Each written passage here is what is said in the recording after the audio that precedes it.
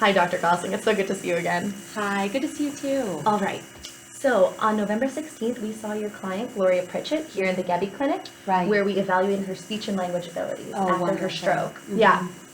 So we administered the Western Aphasia Battery and the Boston Naming Test to assess speech and language and naming abilities. So, as you know, the WAB assesses the skills of spontaneous speech, auditory verbal comprehension, repetition, and naming and word finding. Right. And each of these domains was found to be significantly impaired in Gloria's case. Her major areas of weakness, particularly, they included content in her speech, her repetition skills, and her responsive speech. And mostly all of these problems seem to be related to word finding and naming difficulties. The BNT also was administered, as we said, and that assessed her ability to name items of increasing complexity. So we presented those pictures in front of her, as you know, and they got harder as we presented them.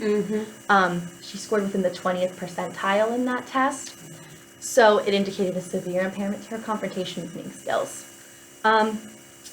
Throughout her spontaneous speech sample that we also administered her, we asked her to tell us the Cinderella story, so something we were all very familiar with. And we noticed that she had some fluency problems. So she was non-fluent, she was lacking some grammar form, and she was lacking lots of function words in her speech.